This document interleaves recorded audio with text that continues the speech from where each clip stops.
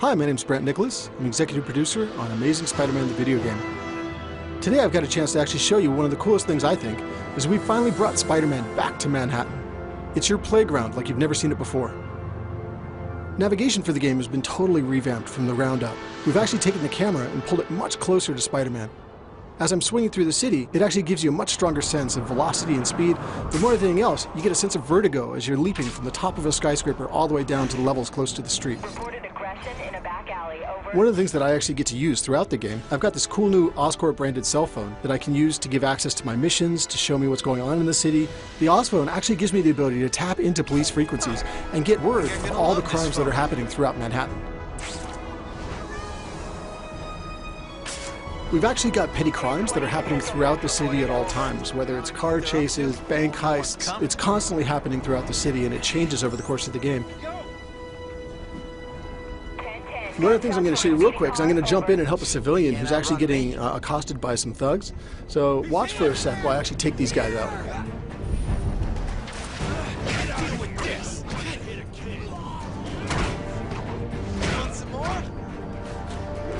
Combat's been totally reworked. It's much more agile and speedy, it's much more acrobatic. But one of the things that I like the most is as I beat these guys, I get experience and points that I can use to unlock new powers, new abilities, upgraded combos, upgraded moves.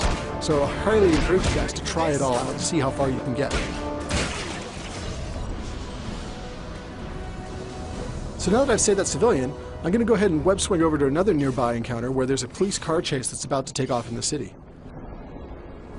On my way there, I'll show you guys how WebRush actually gives me the option to choose and select my destinations in the environment. One of the things you can see here is that this is WebRush when I'm using it for navigation purposes. And I actually get the option to look around the environment around me and pick what destinations I want. I can either pick one of the ones that's been highlighted by the game as a cool destination for Spidey, or I can actually define it myself and launch directly towards the center of my screen.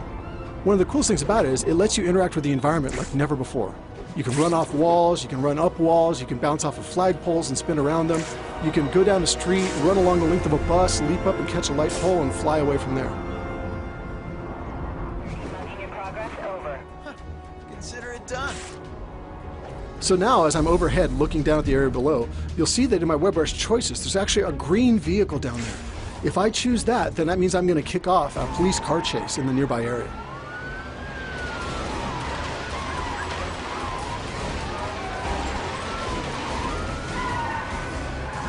So now as the car chase gets underway, and I kind of get an idea for the environment that's taking place in, watch now as I use a combination of web swing and WebRush and web shot to take these thieves out of action.